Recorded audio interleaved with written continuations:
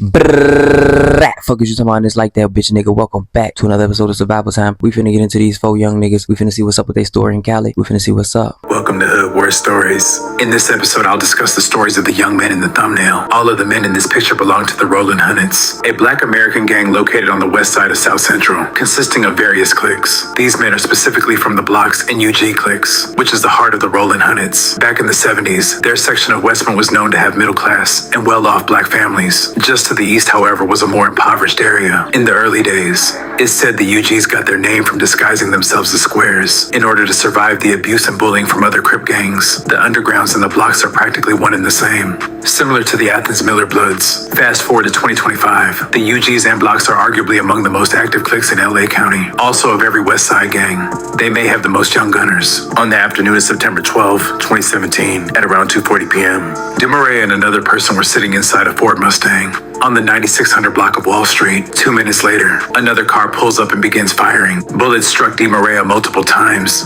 While the assailant's vehicle sped away, DeMaria's friend jumped into the driver's seat and drove in search of medical help, flagging down police nearby. DeMaria was pronounced dead at 2:55 p.m. He was only 20 years old. Reportedly, his brother is also dead. Aside from their high-powered beef with the Hoovers, the Roland Hunnits also beef heavily with the Inglewood families. Arthur, also known as Artie, his death would result as a casualty of this war. Artie. I'm gonna say this real quick, because we're gonna get back to this. But as a kid or as anybody who might lose a sibling or anything, you gotta realize that your mama kind of might be looking at you like you all she got, or your mama kind of might be looking at you like she don't want you going through that situation too. She don't want to bury you too. And then when you gone, what you think gonna happen with your moms? Who gonna take care of her? Who gonna help her mourn over you? I don't know why niggas think that our parents be ready to lose us so quick. That nigga ain't even get old enough to buy liquor yet. You feel me? My main thing that I'm really trying to get across right now though is just the simple fact that his mama had to bury both her children. Now she's 2 children shy of her family that she produced into this world, and somebody else chose to take out of this motherfucker because they felt like it was a principle of a violation of some bullshit that ain't even real for real. Grew up with his family in an apartment complex on Manhattan Place.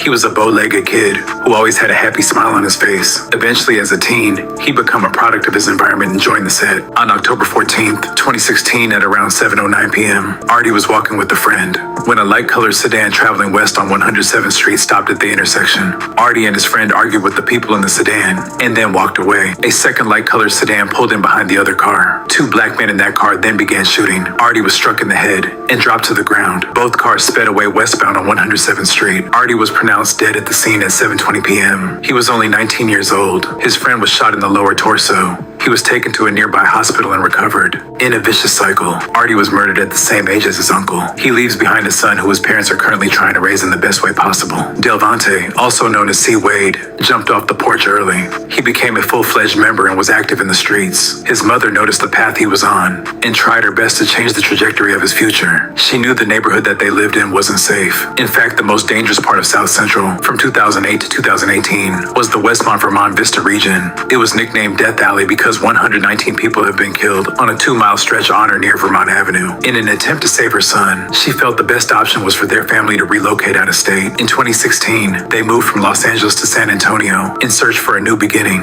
Their transition went smooth at first, as Delvante was getting acclimated to his new surroundings. It wouldn't be long before things would take a violent turn. On August 8th of 2016, at around 2:45 a.m., Delvante had just left a party with his cousin who was driving. As their car was traveling on Walsen Road, a dark-colored vehicle pulls up next to the car Delvante was in and opened fire into it. Delvante was struck multiple times and was dead by the time police arrived. He was 19 years old. His cousin was also shot and taken to the hospital in critical condition, where he ended up surviving. The following night, Delvante's family returned to the spot where his life ended. They released balloons and held each other in disbelief. This is exactly what I'm trying to say. The repercussions of this shit is deeper than what the fuck people be carrying this situation as. Whatever like 30-40-year-old beef like happened before we was even born or got here or whatever, we don't know shit about for real. And niggas is really out here smoking each other for this shit. And it's sad as fuck. These people losing family members. These people losing children, bro. They losing children. They not not losing adults. They not losing, you feel me? Bro was a father. He was 19, bro. He didn't even get to really see his child do anything or probably even get big enough to be a toddler. You feel me? That nigga just barely got out of the nutsack his damn self. Like, it's really fucked up, bro. That's really fucked up. We can't chill in our own neighborhoods, or you got one of my parent who thinking they can get their child away from this shit and they take them somewhere else and boom, same thing happened. You feel me? And still lost his life. Just some bullshit. And I don't know how highly doubt they even know the whole story as far as what happened, as why they even happened. But you see this man, whole family is outside. They gotta be the man. They outside releasing balloons for this man. This is what you want. This is what you put your life on the line for. This is what y'all want. This is what y'all expecting to get out of it. Y'all want a balloon release? He flew his remains to California, where he had his burial at the Inglewood Cemetery. Until this day, the killer is still on the loose. Crime Stoppers is currently seeking public tips and may pay up to $5,000 for information that leads to felony arrest in this crime. Delvante leaves behind 3 nephews and a niece. The only man in this picture that is still alive goes by the name Coop Corleone, who's an underground rapper with a local buzz in the city. Nipsey was his mentor at one point. He's got the potential to cross over to a wider audience. He's known for getting big money in the streets and has made wise investments that has doubled his net worth. I'm gonna say this and then we out.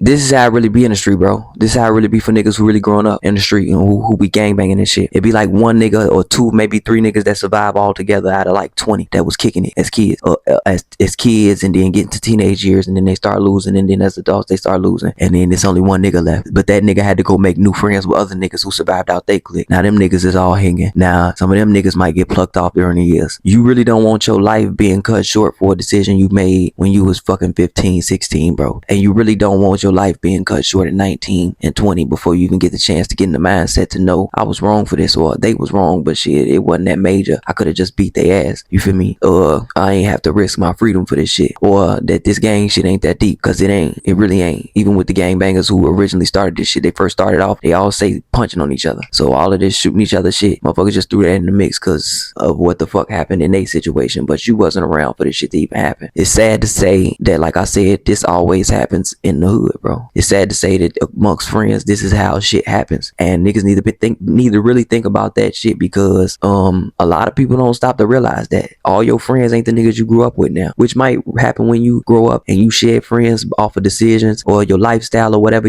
how you moving and what you choose to be different in. But to lose your friends like to death and things like that is a whole nother case and scenario. So when you growing and you getting older now, you can't go back to where you came from for real, because ain't nothing there for you no more. The homies ain't there. Like, you don't live there 9 times out of 10. Like, you don't have no real standing ground there other than the fact that shit, you grew up there now, but all your friends is all in the mix of different generations. And this is why a lot of them older niggas in them gangs be with young ass niggas, because all the niggas from their generation is dead that they knew and kicked it with and they was the most tight with. When you watch a lot of these interviews, that's what the fuck I be seeing. But y'all let me know what the fuck y'all think. I'm gonna leave a link in the description. Y'all let me know what's up. You know what I'm saying? Peace. We out.